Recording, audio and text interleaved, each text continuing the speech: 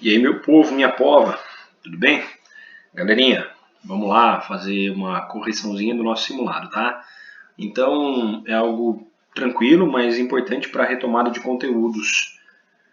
Eu coloquei aqui todas as de filosofia e sociologia que vocês fizeram aí no último simulado, nesse simuladinho da FUVEST. Isso segundo a Evelyn, tá? Porque eu chamei vocês no grupo lá, a Evelyn foi a primeira a se manifestar, e aí eu mandei pra ela uma questão, ela falou, não, é isso aí mesmo que a gente fez. Caso não tenha sido, tá? Vocês brinquem com a Evelyn. Não, tô brincando. Relaxa, caso não tenha sido, vai pausando aí, fazendo as questões e depois vendo a resolução. Ok? Funciona dessa forma também, vira um novo simulado, mas eu acho que é esse mesmo que vocês fizeram. A primeira questão traz aí então um trechinho do Platão, né? Duas obras, às vezes traz um trecho do Platão, traz um trecho do autor comentando, né, sobre o princípio da filosofia e fala do banquete, do Fedro. O autor sustenta que Platão buscava racionalizar as narrativas mitológicas, a relação entre mito e filosofia. Esse é o objetivo da questão. Nesse caso, apresentadas dessa forma, são rupturas? Não, não há ruptura. Em momento algum há ruptura entre o mito e a filosofia. O que eu tenho é uma progressiva transformação. Tudo bem? Então, o correto aí é muito simples, muito fácil. Alternativa B, continuidade, pois as narrativas míticas não são abandonadas inteiramente. A gente não abandona elas do dia para a noite. As narrativas míticas acontecem enquanto acontece a filosofia, e da mesma forma a filosofia se baseia em muitas das reflexões mitológicas, ok? Tranquilaça essa, gente, bem tranquila mesmo. Bom, vamos lá.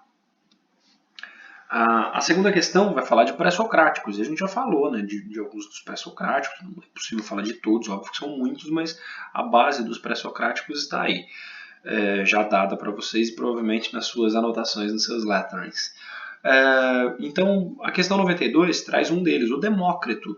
Tá? Então, o Demócrito é atomista. Então, putz, cara, eu, Rafael, prefiro decorar cada um desses caras aí, entender. Óbvio que eu sempre falo para vocês, não decorem, entendam, mas eu prefiro saber quem é cada um.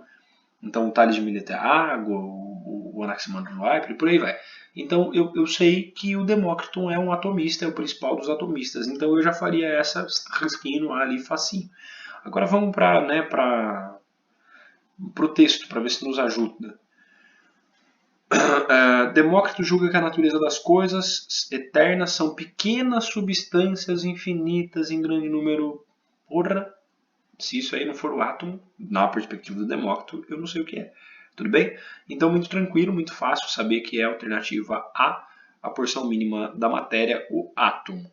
Belezinha? Tá, então, essas duas primeiras questões, muito rapidamente, porque elas são mais suaves. Essa questão, ela não é difícil, mas ao mesmo tempo ela dá um grau de complexidade ao falar, né, relacionar Sócrates, Giordano Bruno, Galileu, mas a única coisa que relaciona-se é que os três, né, foram condenados o Galileu não à morte, tá? Então, isso a gente fala depois na filosofia renascentista. O Galileu sobrevive às suas, né, as inúmeras tentativas de condenação. Bom, mas vamos lá. Galera, o Sócrates foi condenado, teve uma série de né, motivos aí por trás da condenação do Sócrates, tal. E aí, com base nos textos e no conhecimento sobre a disputa entre filosofia e tradição presente na condenação, assinaram a alternativa correta. O desprezo socrático pela vida implícito na resignação à sua pena, bom, não é isso. Quando Sócrates aceita a sua pena, ele não está sendo resignado, ele não está desprezando a vida, ele diz pelo contrário, mas está na hora de irmos, eu para morrer, vós para viver. A quem tocou a melhor parte é o que nenhum de nós poderá saber, exceto a divindade. Quer dizer, eu não sei se eu estou indo para o melhor lugar e vocês ficam num lugar ruim, ou se vocês estão num lugar bom e eu me ferrei. Eu não sei disso. Tudo bem? Enfim, é só uma reflexão, mas ele não despreza a vida.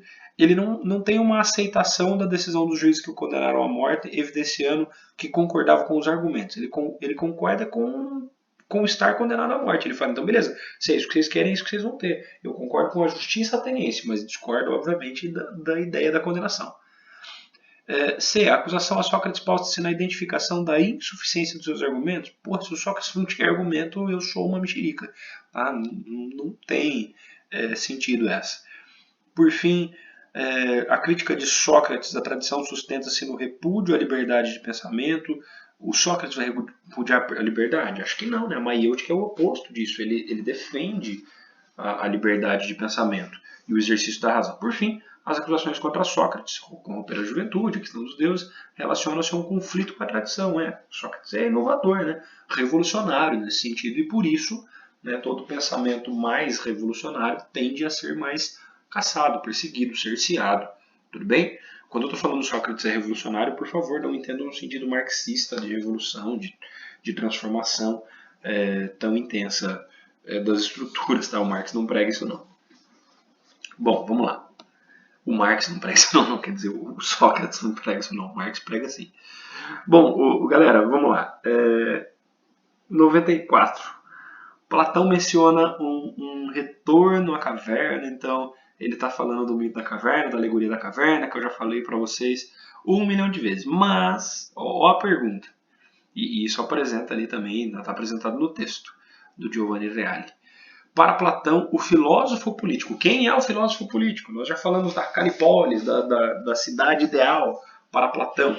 O filósofo político é aquele que governa a cidade, aquele que vai governar, ou deveria governar a cidade. Tudo bem? Lá no texto ele diz: tal retorno, o cara que retorna à caverna, representa certamente o retorno do filósofo político, o qual, se atendesse apenas às solicitações do seu interesse, permaneceria atento apenas à contemplação do verdadeiro. Sai da caverna, viu que é verdade, mas volta para livrar os outros dessa caverna. Então, para Platão, o filósofo político deve, alternativa D, fiz um suspensezinho só de charme, alternativa D, tentar a condução dos outros indivíduos à contemplação da verdade. É isso que o filósofo tenta para Platão, assim como é para Sócrates. Belezinha? Tranquilaça também essa questão, galera. Questão 95. A gente tem um Aristótelesinho aí. Já falamos um pouco do Aristóteles, tá? Mas vamos ler o texto porque essa questão depende dele. A teoria das 4 causas, enunciada por Aristóteles, não é científica no sentido em que entendemos hoje a ciência, tá? Segundo a qual a causalidade eficiente prevalece sobre as outras causas. Então, lembra das causas para Aristóteles? Eu tenho causa eficiente, causa motora, causa material, enfim. A causa eficiente quer dizer quem faz aquela coisa, quem dá sentido para aquilo. Por isso que ele está dizendo que hoje a causalidade eficiente prevalece sobre as outras causas. Então, quem fez e por que fez é mais importante do que qualquer outra coisa para a ciência atual. Mas existe realmente uma vontade experimentalista em Aristóteles, que, aliás, não é tão original. O que é original é sua formulação. Bom, beleza. O Aristóteles está pegando ideias já existentes, mas formula elas de uma forma bastante inovadora, e muito inovadora mesmo, porque ele continua sendo utilizado até hoje dentro da lógica do pensamento científico ou coisas muito semelhantes. É isso que nos diz o texto. Com base no texto, compreende-se que o pensamento de Aristóteles pode se relacionar à ciência moderna devido à valorização da experiência com base em uma tradição já existente. Que tradição já existente é essa? Os pré-socráticos, que já falaram bastante dessa experimentação. Quando o Tales de Mileto fala da água, lá não é um chute. Ele falou, deixa eu ver, o que deu origem ao mundo? O papelão, a casinha do cachorro, já sei água. Não é isso, ele está observando, experimentando. Tudo bem? Bom, beleza.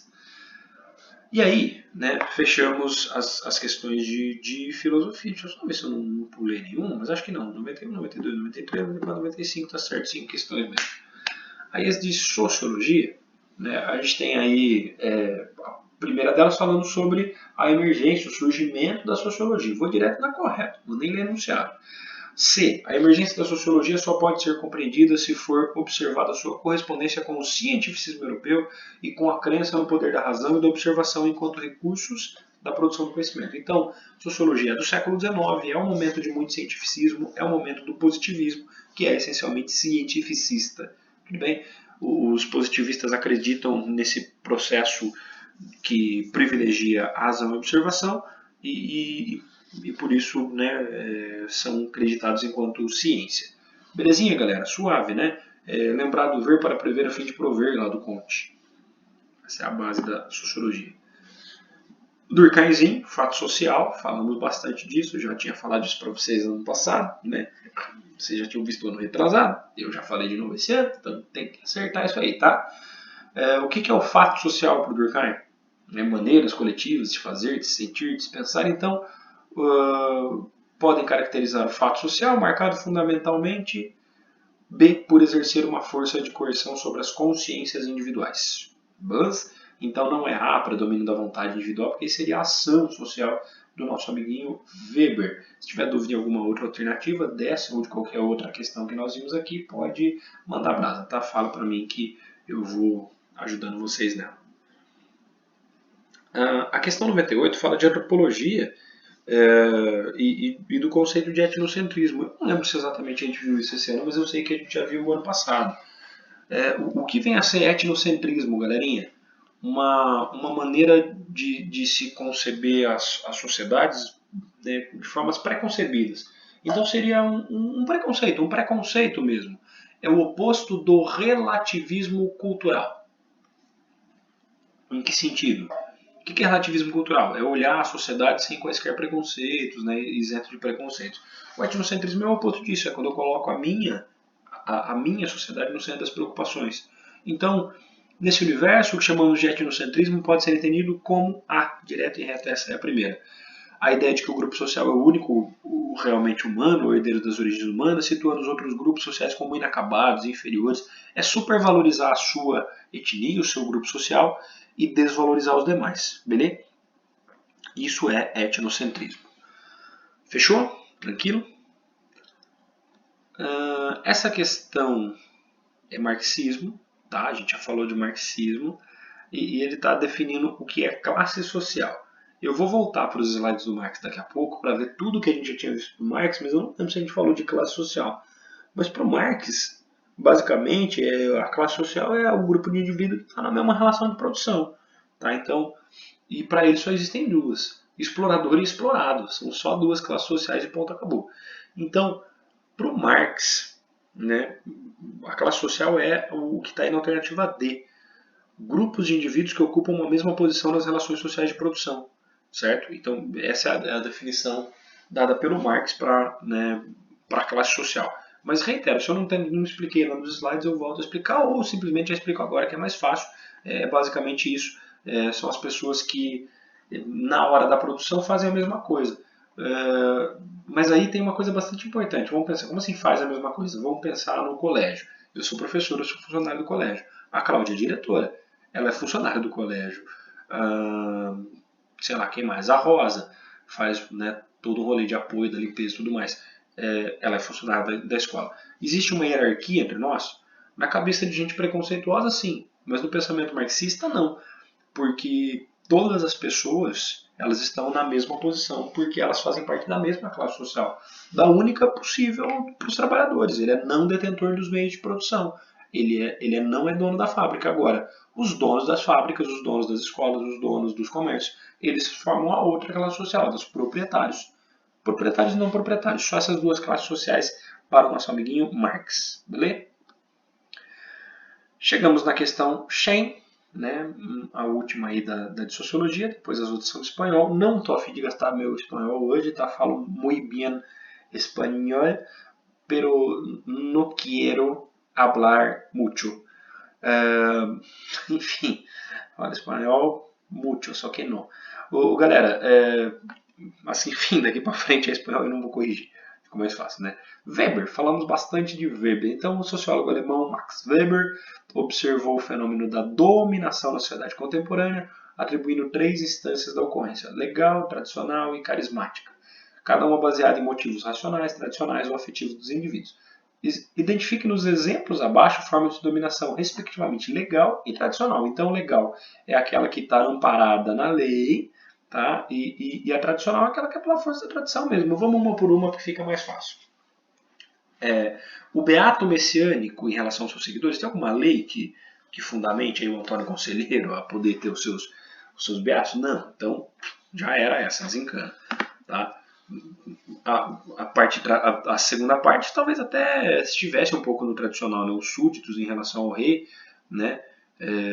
Agora, seria talvez mais legal também, né? Porque os súditos, eles estão, né, seguindo uma legislação. Mas vamos lá. Os coronéis do sertão em relação à sua clientela e o empresariado capitalista em relação aos empregados assalariados. O empregado capitalista em relação ao empregado assalariado, ele tem uma relação baseada na lei. Então ela é legal, não é tradicional. Tudo bem? E o coronel é que tem uma dominação tradicional. Está invertido. Como ele pede respectivamente legal depois tradicional, a B está errada.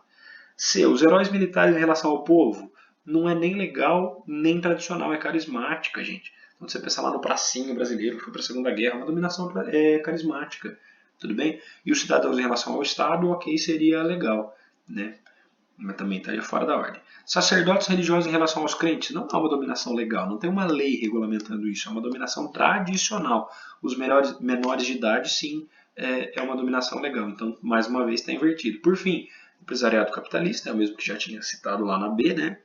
Empresariado capitalista em relação aos empregados assalariados, sua dominação legal, e os nobres feudais em relação ao servo, pela força da tradição que o servo ficava ali preso. Não tem uma lei estabelecendo aquelas relações lá de talha, mão morta, é só pela força da tradição mesmo que se institui isso. Tudo bem? Portanto, alternativa E. Bem suave, bem tranquilo, espero que tenham gostado, e é isso. Qualquer dúvida eu estou aí a